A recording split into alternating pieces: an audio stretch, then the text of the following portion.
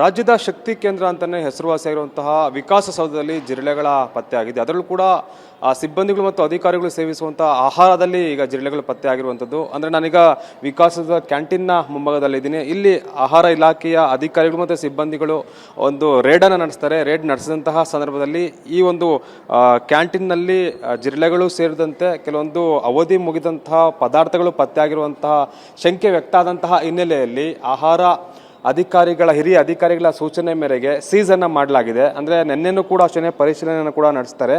ಪರಿಶೀಲನೆ ನಡೆಸಂತಹ ಸಂದರ್ಭದಲ್ಲಿ ಒಂದು ಆಹಾರ ಪದಾರ್ಥಗಳ ಗುಣಮಟ್ಟ ಮತ್ತು ಇಲ್ಲಿನ ಸ್ವಚ್ಛತೆ ಕಾಪಾಡಿಕೊಳ್ಳದೆ ಇರುವಂಥದ್ದು ಕೂಡ ಗಮನಕ್ಕೆ ಬಂದಿದೆ.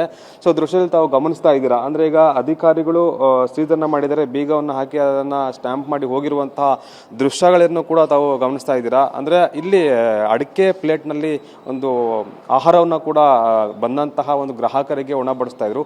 ಇಂತಹ ಸಂದರ್ಭದಲ್ಲಿ ಆ ಒಂದು ಅಡಿಕೆಯ ಪ್ಲೇಟ್ನಲ್ಲಿ ಫಂಗಸ್ನ ಜೊತೆಗೆ ಜಿರಳೆಗಳು ಕೂಡ ಪತ್ತೆ ಆಗಿರುವಂತಹ ಒಂದು ಶಂಕೆ ಹಿನ್ನೆಲೆಯಲ್ಲಿ ಈಗ ಸದ್ಯಕ್ಕೆ ವಿಕಾಸಸೌಧದ ಮೊದಲ ಮಹಡಿಯಲ್ಲಿರುವಂಥ ಕ್ಯಾಂಟೀನ್ಗೆ ಅಧಿಕಾರಿಗಳು ಬೀಗವನ್ನು ಜರಿದಿದ್ದಾರೆ.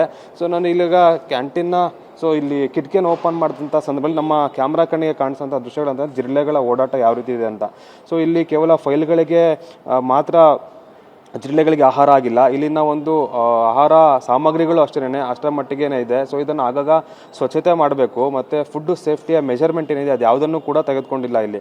ಅಂದರೆ ಈಗ ಹೋಟೆಲ್ಗೆ ಬರುವಂತಹ ಗ್ರಾಹಕರಿಗೆ ಮತ್ತು ಜನಸಾಮಾನ್ಯರಿಗೆ ಅಂದರೆ ಈಗ ಊಟದ ಜೊತೆಗೆ ಜಿರಳೆಯನ್ನು ಕೂಡ ಫ್ರೀ ಕೊಡುವಂಥ ಕೆಲಸವನ್ನು ಇಲ್ಲಿನ ಹೋಟೆಲ್ನ ಸಿಬ್ಬಂದಿಗಳು ಮಾಡ್ತಾ ಇರೋ ಒಂದು ಕೂಡ ಇಲ್ಲಿ ಕಂಡು ಬರ್ತಾ ಇದೆ. ಸದ್ಯಕ್ಕೆ ಇದನ್ನೆಲ್ಲ ಗಮನಿಸಿದಂತಹ ಆಹಾರ ಇಲಾಖೆ ಅಧಿಕಾರಿಗಳು ಒಂದು ದೊಡ್ಡ ಕಾರ್ಯಾಚರಣೆಯನ್ನು ನಡೆಸಿದ್ದಾರೆ. ಇಲ್ಲಿನ ಸ್ವಚ್ಛತೆ ಸೇರಿದಂತೆ ಅವಧಿ ಮುಗಿದಂತಹ ಆಹಾರ ಪದಾರ್ಥಗಳು ಮತ್ತು ಗುಣಮಟ್ಟದ ಕ್ವಾಲಿಟಿಯ ಆಹಾರ ಪದಾರ್ಥಗಳನ್ನು ಬಳಕೆ ಮಾಡದೇ ಇರುವಂಥದ್ದು ಕೂಡ ಗಮನಕ್ಕೆ ಕಂಡು ಬಂದಿದೆ.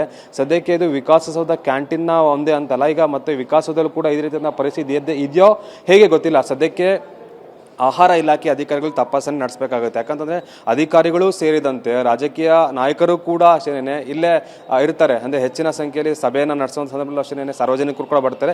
ಇಲ್ಲೇ ಆಹಾರವನ್ನು ಕೂಡ ಸೇವನೆ ಮಾಡುವಂಥ ಪ್ರಕ್ರಿಯೆ ಕೂಡ ಆಗುತ್ತೆ. ಸೊ ಹೀಗಾಗಿ ಇಲ್ಲಿ ಹೆಚ್ಚಿನ ಒಂದು ಆರೋಗ್ಯ ಮುತುವರ್ಜಿ ವಹಿಸಬೇಕಾಗೋದು ಕೂಡ ಅದು ಅಷ್ಟೇ ಮುಖ್ಯ ಆಗಿದೆ.